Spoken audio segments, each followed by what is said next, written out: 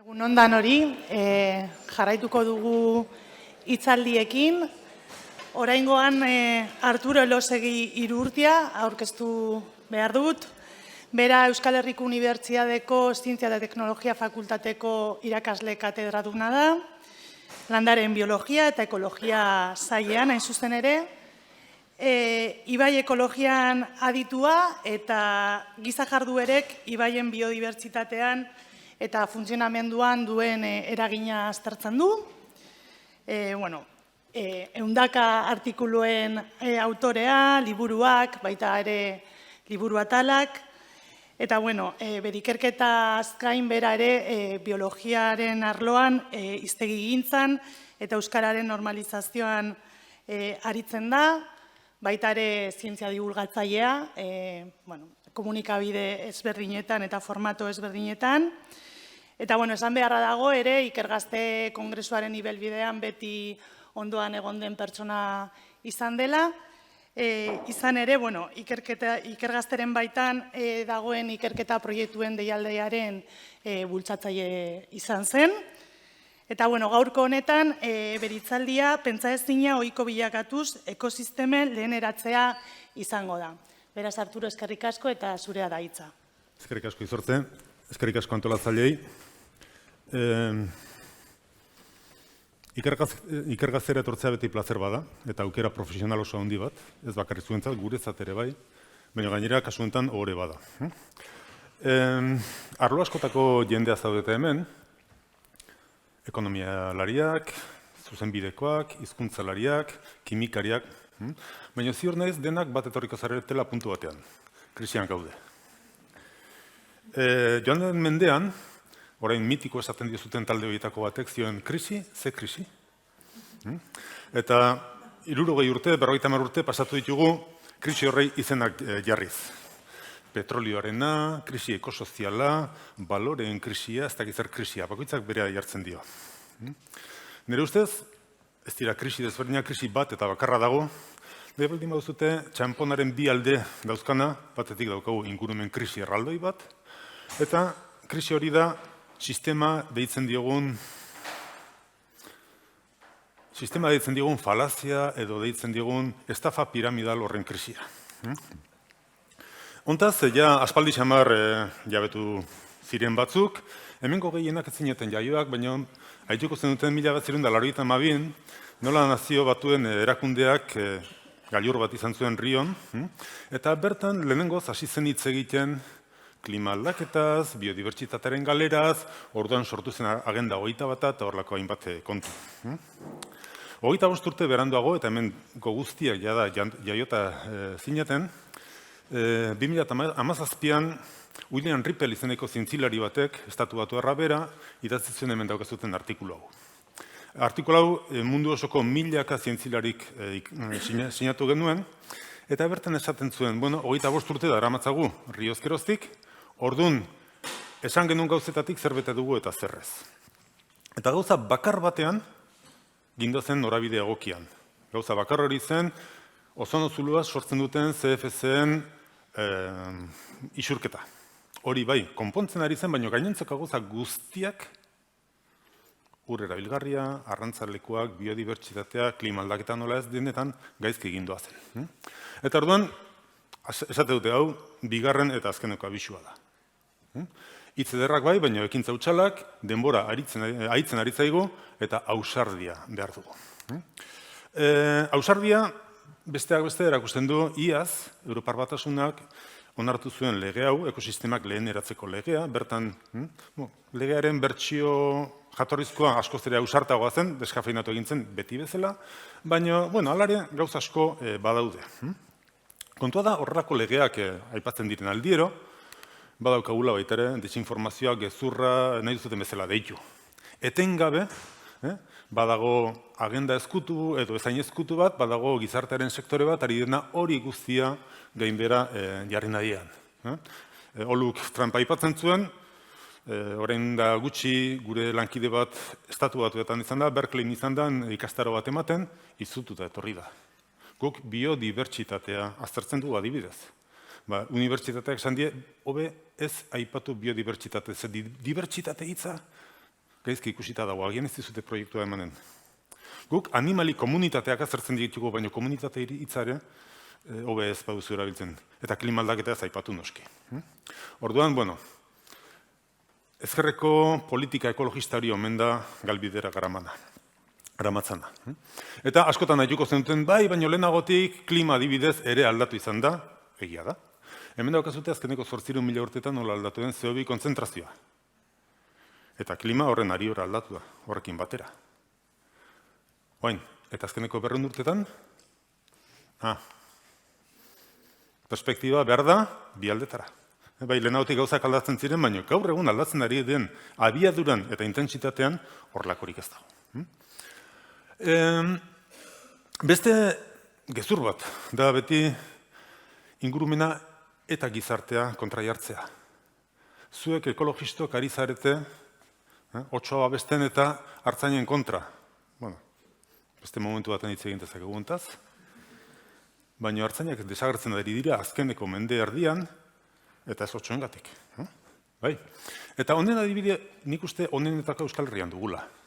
Zuen gurasoen garaian, Euskal Herriko errekak horla zeuden. Bai? Eta argazki hau mundu osoan erakutsi dut, jende pila bati eta beti galdetzen dut, zer ikusten duzute hor? Eta erantzuna beti da, aparra, bitxa, kutsadura, ekosistema hil bat. Bai, nik hori ere ikusten dut, baina uste dut, argazki honek hori baino zerbait askoz ere sakonagoa erakusten duela. Eta da, burutik eginda dagoen gizarte bat. Eta ez bai ez dute sinesten, hau zuetako baten guraso izan ditike. Bai? Honek esplikatzen du segurazki boomerrak nolakoak atera ginen, eta ze gauza egin ditugun. Baina, honek argi erakusten du, eta gainera, garai hartako jendearekin hitz egin, eta normala iruditzen zitzaien edo zitzaigun, ingurunea horrela edukitzea. Orduan, zalantzarik gabe, ingurumena errespetatzen ez duen gizarteak ez du bere burua errespetatzen. Bueno, kontua da, 70. hamarkadaren bukaera aldera, hasi zirela erakundeak, Gipuzkoako Foru Aldundiak kasu honetan, Bizkaikoa, Jaurlaritza oraindik ez zen sortu, baina Espainiako ingurumen ministeritza eta bar, hasi ziren hitz egiten, zerbait egin beharko da. Errekak arraztu, hondakinak gutxitu, saneamendua ezarri, eta badakizute zer gizarteak esaten zuen ez. Zertarako xautuko dugu dirua inori importatzaion errekan. Bai. Bueno, orduan pentsa ezina zena gertatu egin da. Gaur egun Tolosan izokinak ez dira iristen, pixka berago presa badagoelako, jarniz botatzen duten, ez dago hemen Foru Aldundiko inor, edo gura agentziakorik. Iruraina iristen dira, baina guraia garbi dago, eta gaur da eguna pentsatzeko, planteatzeko, eta garai hartan orain da 50 urte edo 40 urte saneamenduan gastatu dirua xautu beharrean, edo inbertitu beharrean. Beste zerbaitetan gastatu izan bagenu gaur beziko ginateke hobeki edo okerrago. Nik uste dut. Erantzun oso ero simplea dela, gaur askoz ere okerrago biziko ginateke, askoz ere gizarte disfuntzionalago bat edukiko genuke, ingurumen degradazio maila biek mantenduko bagenitu. Orduan, aldaketa pentsaezinak gertatu dira, egin ditugu edo egin dituzte. Azkenean gizarte osoaren erantzunea bada. Baina, ez gaitezen ez dara...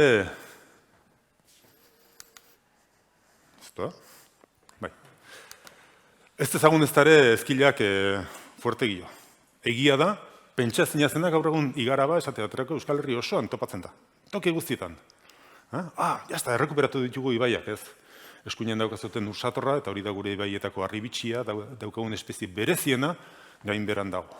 Hau da, duela 2 urte, egin genuen prospekzio bat, Nafarroako Pirinio guztian, 20 urte lehenago, mende honen hasieran, ursatorrak zeuden erreka guztietan. Berdea, oraindik mantentzen da, gorria desagertu egin da. Mende honetan, 21. mendean. Naiz eta, ibaiak gero eta garbiago dauzkagun, naiz eta ez dakitzen bat parke natural, Natura 2000ko sareko babesgune eta bar sortu ditugun. Beraz, bi alderdioiek dauzkagu. Arrakasta batzuk bai, baina arazo handi batzuk ere bai.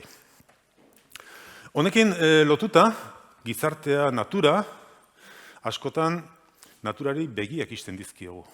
Guztiok gogoratzen dute, iaz urrian izan genuen, Valentzia inguruan izan zituzten uholde katastrofikoiek, hemen historialariak badira, badakite, ez direla inoizko gogorrenak izan.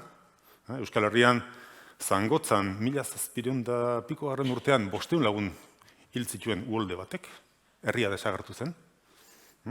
Eta hemen 200 piko besterik ez ziren hil. Bueno, hemen daukazuten mapa, urdinez ikusten duzutena da, orain da 40 urte, arrisku handiko eremu izendatu zen zona. Orduan identifikatuta zegoen, hor uholde arrisku handia zegoela. Izan baitzen, 1950 piko garren urtean. Eta begiratu dena eraiki dugula.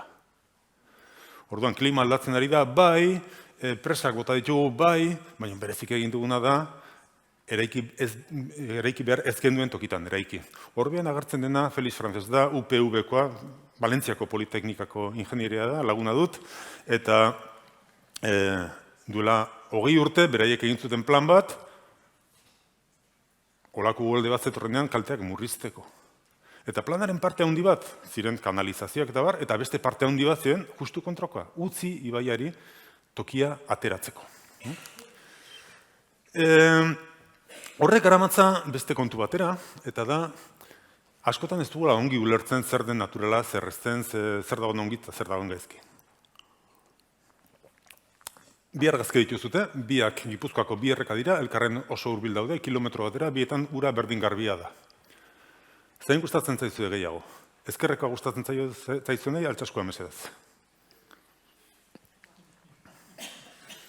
Jetxe, eskuinekoa? Bueno, mundu osoan, egin dugu galdera hau, eta mundu osoan jende gehiago nahiago du eskuinekoa ezkerrekoa baina. Zein da diferentzia? Bueno, hau zikinago batzuen ustez, hemen enbor pila bat daude hilak. Orain informazio berri bat, ez dakit honen berri bat zenekiten, baina naturan zuhaitzak hazi eta azkenean erori egiten dira. Euskal Herrian ez, Euskal Herrian moztu eta eraman egiten ditugu. Eta batzuk errekara erortzen dira. Eta hor funtzio ekologiko oso garrantzitsua betetzen dute. Gaur egun ikusten ari gara, ikasten ari gara, guztiok, bere burutik hasita, hau askoz ere egoera, kontserbazio egoera hobean dagoela. Orduan, ikasi egin behar dugu etengabe. Zer den naturala, zer dagoen ongi, zer dagoen gaizki, eta horrek eraman behar gaitu etorkizuna berpentsatzera. Nik ezagutzen dudan adibide handienetako bat, hildo hontan da Herbeheretan egiten ari direna. Herbehereak badakizute, itsas mailaren azpian daude neurri handi baten, eta gainontzekoa ibai ertzertzean. Rin ibaia bereziki, gero eta problema gehiago ematen ari da, eta orain arte egin dutena da, kanalizatu, ibaia ez dadin ibilgutik atera. Eta ikusi dute, hori ez dela soluzioa. Ez daiteke jarraitu kanalizatzen beti gero eta gehiago. Orain, esan dute, goazen buelta ematera. Ibaia zabaldu dadila, urpera dezala bere eremua, eta babestu behar duguna, lezoiekin edo dikekin edo nahi duzuten bezala, herriak dira. Ibaia ez dadila herrira sartu.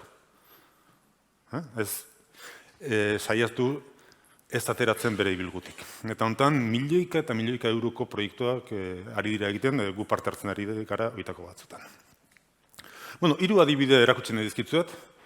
Momentu batean zerbaitegatik pentsazinak izan diren gauzak, baina egin ditugunak. Ez dira munduko adibide onenak, sonatuenak, baina bai nik parte hartu izan dut, eta orduan hurbiletik kontatzen aldizuet ze gertatu den. Hautako bat izan zen 2005 garren urtearen bueltan, Aiako Harriko naturparkearen patronatuan, ni patronatu horren partaide naiz, eta parke horren mugan dago Añarbeko urtegia, horrek Gipuzko ardiari ura ematen dio, ur bikaina, eta gainera, parke natural bat daukagu, oso Gipuzkoako arizirik handiena daukana, eta bar. Baina bazegoen txosten bat zioena, urtegi hortara, urtero sedimentu pila bat eta orbel pila bat iristen da. Urtegi baten ez dugu sedimenturik nahi. Zenbat eta sedimentu gehiago, gero eta ur gutxiago kabitzen da. Eta orbelarekin berdin, orbelak oksigenoa kontsumitzen du, eta hemen kimikariak esplikatuko dizute, uretan oksigenorik ez dagoenean, malo. Metalak, beste kutsatzaile batzuk sortzen dira. Eta orduan, denetatik aritu ginen eztabaidatzen, zer egin daiteke. Bakarren batek bota zuen, basoa moztu dezagun. Orbela baldin bada problema. Bueno, parke natural bada, Natura 2000 sarean dago, ur bikaina daukagu baso horri esker, ez dakit ideia honena ote den. Eta orduan esaten genuen, ez ote da errekak gaizki ari direla funtzionatzen. Errekak ez diotela ongi atxikitzen bertara iristen zaien orbelari. hain zuzen, lehen erakutsitako bi argazki horiek, gehienak, Aiakorriko parkean dauden, ibai gehienak daude eskuineko bezalako, bat ere enborrik gabe eta bestean enbor asko daude. Orduan, gure diagnostikoa izan zen, hemen daukaguna da egur falta, egurila behar da errekan ere, eta preskripzioa bota dezagun. Hau da, lehen eskuinean ikusten zen duten erreka, zuei hainbeste gustatu zaizuen hori, eta errekaren mapa bat, eta gure proiektuak beti oso naifak dira, eta horrelako zirriburro bat egin genuen, eta hemen bi enbor bota, eta hemen bat, eta hemen bost. Baina lotu beharko ditugu ez, guk ez dakigu nun egon beharko luketen enborroiek, errekak jarriko ditu behar duten tokian. Eta, kontratatu genuen live proiektu bat izan zen, ikaragarri kostatu zitzaigun kudeatzailea konbentzitzea. Naiz eta dirua ja egon Bruselastik hori egiteko, eske guk ez baitu hori ikusten. Eske ziur zaudete, azkenean egin zen, kontratatu genuen nolako basolari kuadrilla bat, eta hemen daukazute lehengo erreka, eta nola utzi genuen. Hau baitaren enborrak botatako beste erreka bada, aurreko Alatxe zen, hau Añarbe, oini naiz, hemen enbor hau sartu genuen, eta beste guztiak dira ibaiak berak ekarritakoak. Presa horiek gero eta hundiagoak egiten dira. Orain erreparatu pixka bat, neska hortan. Ez dago enborraren gainean, dago hor atzean sortu den are barra horren gainean. Dauzkagu, ia 2 metro sakon, 100 metro luze, 10 metro zabal den are multzo bat. Urte betean, enborra sartu eta lehenengo urtean hori hor pilatu da. Enborrik ez paleude, hori dena urtegian egon elitzateke. Hor dauden metro kubikoak dira, metro kubiko gutxiago ur hartu ditzakenak horrek. Ez zatxuz eta aspertu nahi biologoen kontukin, baina neurtu daiteken guztia neurtu genuen. Eta denetan, arrain gehiago zegoen, kudeatzaileek esaten zuten hau arrainentzat oso txarra izan zela, arrainei izugarri gustatzen zaizkie gurpresak. Xamorro gehiago, errekek hobeki arazten zuten ura, 60 aldiz materia organiko gehiago pilatzen zuten, kudeatzaileak konbentzituta, ze ongi funtzionatzen duen hauek. Baita ekarri genuen, erreka garbitzera dedikatzen den enpresa bat, garbitzera esan edo enborrak ateratzera, eta esaten zuten, ostras, ze politia, ze basatia, Amazonia ematen du, esaten ziguten. Orduan, alde, esan dezagun, kontserbazioaren aldetik izan zen arrakasta handia. Baina, beti daukagu balantze hori, onura hauek lortu ditugu, baina baita ere, dirua gastatu dugu. Eta mereziote du. Mereziote du diruaren ikuspuntutik. Guk diru uztutik ez dakigunez, lagun katalan bat ekarri genuen, Bizenz Akuña, eta berari eskatu genion balantze ekonomiko bat egitea. Nola egiten aldugu? Zerbitzu ekosistemikoa kontutan hartuz, eta lehenengo, zein dira gastuak? Zenbat gastatu beharko genuke, Añarbera doazen erreka guztietan olako egurpilak errekuperatzeko. Bi modu daude, guk errekara enborrak bota, edo besterik gabe, ez moztu ibarbasoak eta eroriko dira. Pixka beranduago, baina berdin eroriko dira. Eta zein dira irabaziak? Batetik, higadura kontrolatzen ari gara. Urtegia sedimentuz betetzen denean dragatu egin beharko da. Horren kostua zenbat da. Zenbat ari gara gutxitzen hori. Bigarrena, ibaiak hobeki arazten du ura. Horrek prezio bat dauka. Amorrain gehiago dago. Zenbat da amorrain kiloa merkatuan. Eta zenbat kobratzen aldiego arrantzalei hor arrantzan egiteagatik. Lizentzia batek zenbat balio lezake. Eta olako gauza kontutan hartuz, ateratzen zen egindako lanak, edo egindako inbertsioa edo xaututako diruan edo zuten bezala esan, 30 urte bitartean berreskuratuko litzatekela, eta noski beste gauza batzuk dirutan jartzen ez genekin beste gauza batzuk asmatuko bagenu nola jarri dirutan, biodibertsitatea errekuperatzea, paisaia basati bat errekuperatzea, onurak askoz handiagoak izan lirateke.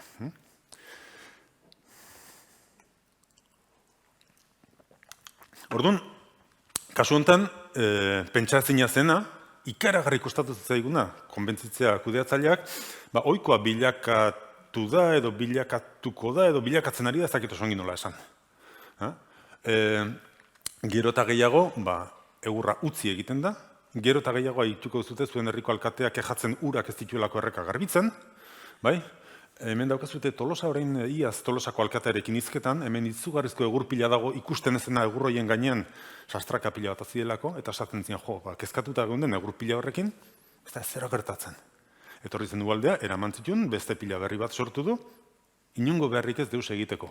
Eta hau da, iaz azaroan, hemen Deba inguruan, errakasto batean, aldundiak eta bertako geoparkeak eskatuta, enborrak botatzen erreka batera, hobetzeko.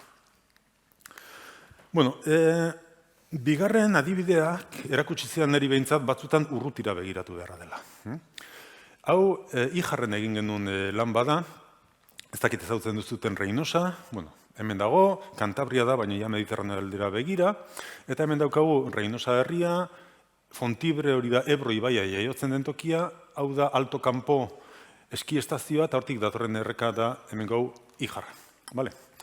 Bueno, kontua da, azkeneko urteetan, hau 2006an egin genuen lan batzen, azkeneko urteetan gero eta uholde gehiago ari zen diren gertatzen Reynosan, eta ez dakigu osongi nola, baino halako batean Espainiako ingurumen ministerioak 6 milioi euro eman zituen ibaia errestauratzeko. Eta irakurtzen zenuen zehazki zer eskatzen zuten, ez zegoen bat ere argi. Zer nahi duzute, restauratu? Baina zerbait egin behar da. Bueno, orduan pixkat ulertzeko testu ingurua, hemen daukazute Reynosa, hemen dago La Naval deitzen zaion siderurgia handi bat, 60 urtez aritu dena burdina ekoizten, hemen ingenieriaren bat izan da, burdina ekoizten denean, burdin kilo bakoitzeko ez dakitzen bat kilo ondakin sortzen diren, eta ondakin horiek izan dituzte onera, La Vega. La Vega, filologak gazteleraz, La Vega, bega da urperatzen den eremua, uholde lauta da. Bai? Eginen bagenu A, B hor zeharte baki bat, hasieran olako zerbait izanen genuke, bai? Izarilla, errekasto hau, eta Ijarren tartean, hortzegon La Vega, uholde bat heldu zenean, hori urperatzen zen, normala den bezala. Ze gertatzen da? 60 urtez, hor hondakinak bota ditugu, gero poligono industrial bat egin dugu gainean, eta orain uholdea heldu denean, claro, altuago dago poligono hori herria baino, herria urperatzen da. Orain bilatu, konponketa. Bai? Eta hortaz aritu ginen pixka bat eztabaidatzen, eta inguruko teknikariek eta gobernukoek esaten zioten, 6 milioi horiek Reynosan bertan kanalizazioaren bat edo nola egin ziteken, eta guretzat bazen gauza bat, eta da uholde bakoitzean olako sedimentu pila bat etortzen dira. Ez dirudi, baina dira tamainotako harriak. Eskubaloi, futbol, baloien antzeko tarteko harriak dira uholde bakoitzean. Hoiek hor geratzen dira, ibilgua altxatu egiten dute, eta are gehiago handitzen dute uholde arriskua. Orduan zer egiten dute urtero, ezakitzen bat aldiz, makinak sartu eta hori atera. Eta hau, erreketan pixka dakinentzat oso gauza raro da. Normalen ez da hori gertatzen erreketan. Orduan hasi ginen pentsatzen zeharrai ari da gertatzen, goazen ikustera errekan gora. Bueno, hemen daukazute 2001ko argazki ere bat, eta ikusi, hor lautada handi bada, menditatik heldu dena, eta ibilgu bakarreko erreka. Hau ez duzute zertan jakin, baina oso arraroa da. Zergatik, mendien azpian, ibaiek txirikordatzeko joera dukatelako. Jakan izan zaretenek ikusiko zen dituzten horrelako, ibilgu asko eta oso mugikorrak diren errekak. Hori da, hor geratzen direlako sedimentuak. Eta normalean, mendipean beti horrelako errekak sortzen dira. Eta horrez, begiratu argazkizarrak, joño, hor ere, ibai txirikordatua zen duela 50-60 urte lehenago. Orduan, zer gertatzen ari da? Zergatik aldatu da? Betikoa, klima aldaketa. Hasi ginen pixka bat behidatzen, eta ikusi genuen, erreka dagoela dena bi aldetara kanalizatuta. Honek zer dakar? Kanalizatu gabe zegonean, uholdetan, ibaia zabaldu egiten zen lautadan, zabaltzen denean abiadura galtzen du eta sedimentuak hor geratzen dira. Orain kanalizatuta dagoenez, ez daiteke zabaldu, gero eta abiadura handiagoa dakar, eta abiadura handiarekin egiten duena da, ibilguan bertan dauden sedimentuak, dauden harriak eraman. Harri horiek ibaiak eramaten ditu, Reynosara iristen dira, Reynosan Ebroko urtegia dago, hor ibaia geratu egiten da, hor geratzen dira. Vale? Orduan, arazoa behan dugu, buholdeak Reinosan gertatzen dira, baino eragilea goian, kilometro asko gorago. Eta orduan, gure proposamena, izan zen, kendu itzazue lezoi arraioiek, ez dute deustarako balio, belardiak besterik ez dira, hor tokia dago, ez da Gipuzkoa, ez da Bizkaia, hor dago tokia munduko guztia, eta buholdea etortzen denean, behiak baztertuko dira. Ez da besterik. Eta ohikoa den bezala, santzioten burutik egin egon dela, ez dela posible, hori ez daitekela soluzio izan, eta bar. Gero krisia etorri zen, eta ez genekin zer gertatuko zen, baina orain gutxi,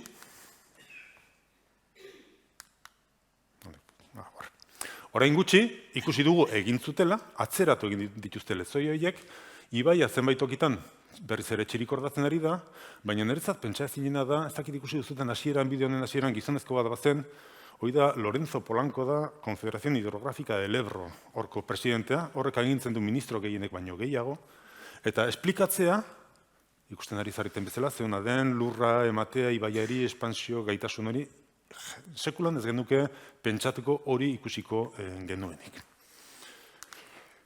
Eta hirugarren eta azkeneko adibidea, lehen aipatu dizuet dikotomia hori gizartea du natura, batzutan, natura erabili izan dugu, ez gizartearen mesedetan, hiri baten mesedetan, zerta antinaturalagoa hiri bat baino, ez? Egin izan da. Eta hau da artikutza gehienek jakinen duzuten, Nafarroan dago, Goizuetako lurretan, baina 1919an Donostiako udalak erosi egin zuen. Erosi zuen, aran oso bat 4.000 hektarea erosi zituen. Zergatik erosi zituen? Bertatik hartzen zuelako ura, inguruko erreka haundinetakoa da, eta ura kutsatuta zegoelako, horregatik erosi zuen. Mehatzeak zeuden, abeltzaintza zegoen, tarteka Donostian jendea hil egiten zen tifusagatik. Etzen oso larria izanen, detaile txiki bategatik ez palitz, eta da Espainiako erreginak eta korte guztiak hor pasatzen zutela hau da, eta orduan hasi ziren gehiago kezkatzen.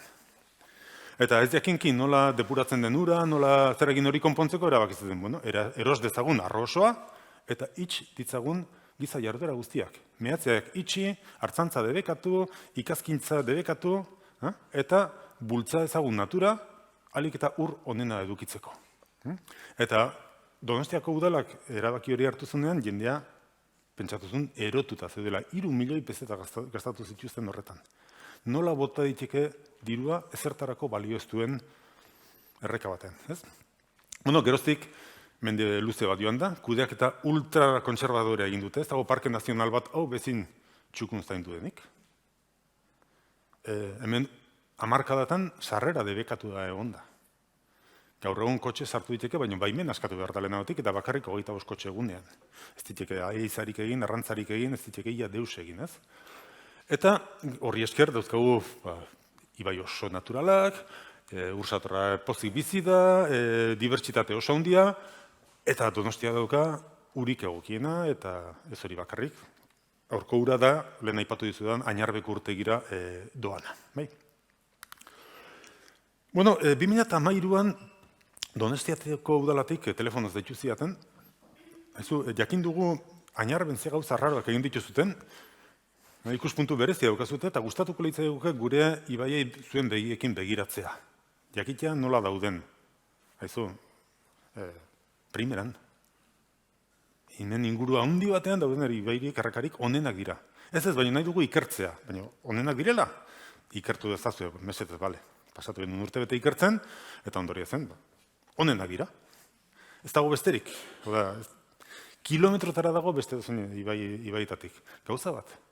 Euria egiten duenean, ibaiak txokolate kolore hartzen dute, bai? Horrez. Hori ez da naturala txokolate kolore, hori da higadura arroan gertatzen dena. Hemen ez, dena basoa delako. Baino esan ziguten bai, eta hobetu daiteke nola baita? Ez genuen hortan pentsatu. Pentsazina zen, eta bai, orain pentsatzen hasita, badauzkatzute 7 presa, garai batean erabiltzen zirenak ura Donostiara desbideratzeko, gaur egun ez dira erabiltzen behago Añarbeko urtegia daukalako, zergatik ez dituzute 7 presa botatzen? Bale. Bale. Hor daukezute, Juan Mari bere makinekin presa botatzen, Juan Mari da udaleko langilea, bertan bizi dena eta makinan dago. Tita. Eta hau, galdetu izan dudiet, Holandako batzu izen bat, kostatzen da holako presa botatzea. 50.000 euro. Bueno, hemen da Juan Mariren goiz bat, edo 2 egun makinarekin, bale? Eta orduan, esan genuen, joño, bai, baino presa bat ez dugu aipatu, Enobietako urtegia. Kontatuko dizuet, Enobietako urtegia eraiki zen 1950 urtegian, askok ezautuko zen duten Artikutzako lakua, Artikutzako urtegia, etzen laku bat, urtegi bat zen, oso desberdina dira. Eta 50 hamarkadan eraiki zen ura Donostira eramateko. Baina aukeratu zuten munduko tokirik txarrena urtegi bat eraikitzeko. Hemen dago zuten eraikitzen ari zirela, ezkerreko mahazelau desagonkorra zen. Hortik ura filtratzen zen, saiatu zen hori desagonkortzen, filtrazioak murrizten, ez zuten lortu. Eta azkenean egin behar izan zutena zen presa hasieran diseinatutako baino txikiago utzi, beraz Donostiarentzat txikigia, eta gainera ur kalitatearekin arazoa zuzten hor metal asko dagoelako, beraz, desastre. Bueno, egin zuten Añarbeko urtegia, berago, ibai berean, ur berago hartzen dugu, kitxo, askoz ere presa handiago bat, eta geroztik, hamarkadatan Enobietakoa kudeatu gabe zegoen, utzita. Ez dakizute, baino presek daukate oso araudi zorrotza, eta urtero egin behar dira ez dakizaren barrebizio eta ze makina izan behar duten, da urtero iruzten zitzaion Donostiako udalari, ministeritzatik, ingurumen ministeritzatik gutuna esan ez, presa horrek ez du araudia betetzen, beraz, konpondu egin behar duzute. Eta urtero, pentsatzen zenbat diru gastatu behar du gau konpontzeko bat eta beste, eta guk esan genien, eta erabiliko ez duzuten presa bat konpondu zertarako. Ez alda hobekentzea. Burutik egin da zaudete, hau mesedez ez aipatu alkateari. Bueno, bale. Gure proposamena alare hori zen. Kontatu handik 2 urtera, 2016an, berriz ere ditu zigutela, eta zentziguten daizu, pentsatzen ari gara presa botatzea. Pentsatzen jazena, alako baten, egitera erabakizuten. Eta azkenean, erabakizuten botatzea, momentuz ustu eginda, ustu zutenean munduaren bukaera zirudien, dena lokazti zikin bat, baina orain ikusiko zuten nola ari den etortzen, eta beste alde batetik, aldaketa izugarriak, ez dakit kimikariak hemen ur kolore hau beltza da, beltz hori da manganeso oksidoak dira. Oso pozitsuak, neurotoksikoak dira, eta urtegitik ateratzen direnak. Urtegia usten den momentuan, ura garden. Askoz ere ur kalitate hobea, eta abar. Ikusgarria da, ze ziztuan, ze abiaduran, ze indarrarekin datorren basoa berriz, ze azkar kolonizatu diren bertan berriz ere sortu den erreka hori. Lehen ursatorra ipatu dizuet, ursatorra Artikutza osoan zegoen Enobietan izan ezik, urtegian ezin zuen bizi, eta gero hortik gora garai baten izan zen, baina desagertu egin zen populazioa isolatuta zegoelako. Eta presa ustu, eta horren urtean ja, denean bat zegoen, eta sinesten ez badia zute, presan bertan. Bai, hor bizi da. Orduan, izugarrizko aldaketa ekarri du, eta guretzat gauzat kurioso izan zen, hasi ginenan presa eraistea zitze egiten, bertakoak kontra zeuden. Eta zergatik zaudete kontra? Eske guk beti ezagutu izan dugu, gure aita zen hor barrutik presa zaintzen zuena, eta kudeatzen zuena, eta bale, zure aita presa zaintzen zuen, baina zure aitionak ez altzun negarregin presa egintzenean. Joño, bai, arrazoiak ez du, bere lurrak goian zeuden. Eta geroztik gure alde jarri ziren, eta orain daude, guztiz, konbentzituta egiten ari garen lanetaz.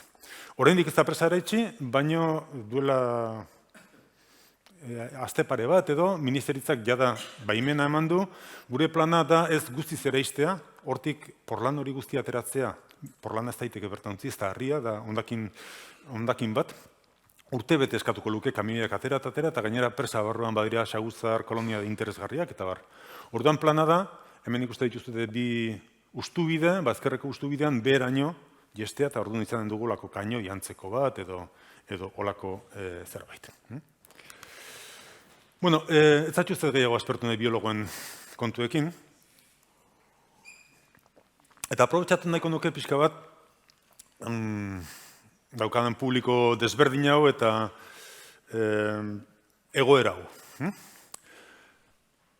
Esan dakoa, krisi handi baten gaude, berez pasako ez den krisi batean, batzutan politikarien neurriak izaten dira begiak itxi eta berrezten ezer gertatzen heldu diren 4 urtetan. Irtenbideak ausardia eta imaginazioa eskatzen dute. Neurri zailak hartu behar ditugu, arlo guztietan eta askotan, bapatean burura etorriko zaizkigunak, ongi pentsatu behar ditugunak, eta nik uste dut badirela zenbait egin behar garrantzitsu. Lehenengoa, trebatzen jarraitu. Pertzepzioak zorroztu. Niretzat oso garrantzitsua izan da, karrera bukatu eta gero, zenbat ikastaro, zenbat irtera, eta barra egin ditugun, esate baterako, ueun.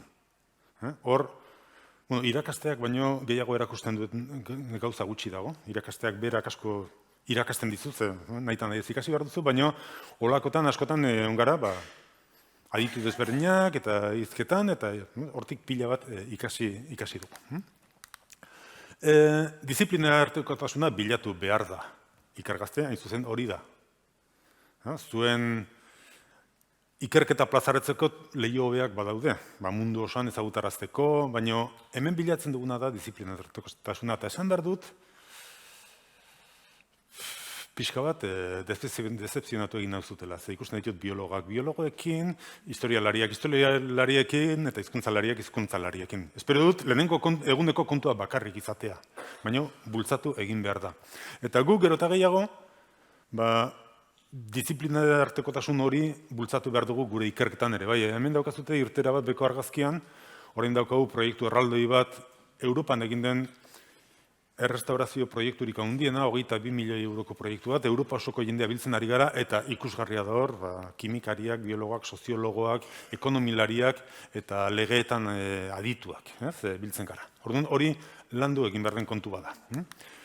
Iruditzen zait importantea dela oinarrizkoa eta aplikatua uztartzea. Gu ikerketan hasi ginena, eta hau baita ere oso nola ditzen diozute orain, old fashion, edo ez dakit oso nola estatu duzten, oso argazki zerra da.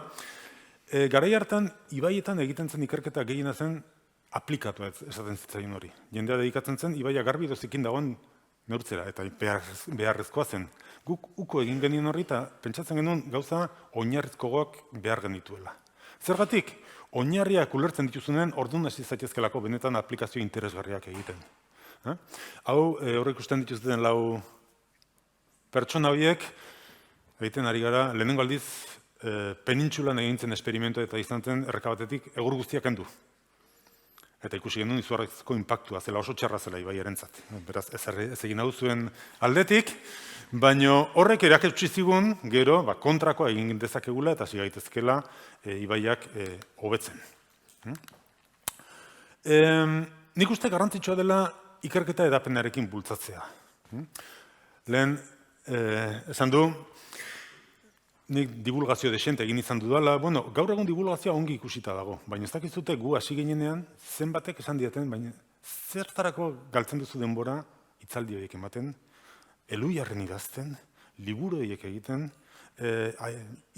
hiztegiak egiten, gaur egun ezinbestekoa da divulgazioa, baina divulgazioa ez da bakarrik informazio ematea, behar duguna da gizartea konbentzitu. Ze benetan erronka oso handia daukagu aurrean. Orduan, zuen ikerketa bai segitzazute horrekin, baina bultzatu edapena. Eta azkeneko puntuan niretzat oso garrantzitsua da konplizitatea landu.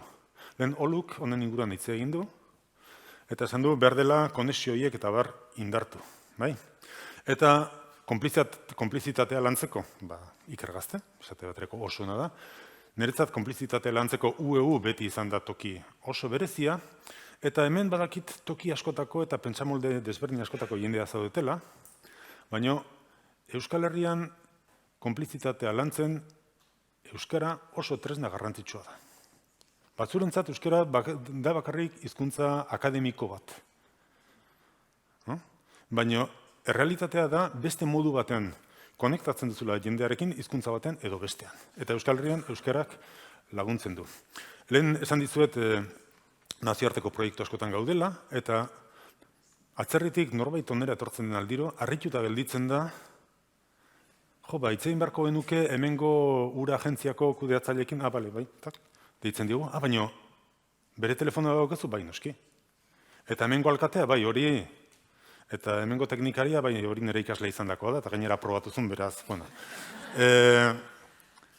Herri txiki bat zean gaude, denek elkar ezagutzen dugu, edo esaten da munduko edozein ezagutu daitekela ez dakitzen bat urratxetan, Euskal Herrian bigarren urratxean ezagutzen dugu, horrek bere alderdi txarrak baditu noski, baino onak ere bai.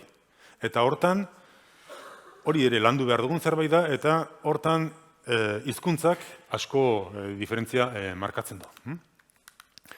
Orduan hori, erronka handia daukagu aurrean, guztiok etorkizuneko belaunaldiek epaituko gaituzten, nik konbentzitutan dago hemendik 100 urtera, bizi direnei ez zaiela asko inportako ze musika egiten dugun gaur egun, edo ze pintura, edo ze arkitektura daukagun, edo ze bi gauza izanen dira bereintzat importanteak. Batetik, ze eskubide sozial eta da utzi dizkiegun, eta bigarrenik, ze ingurune utzi diegun.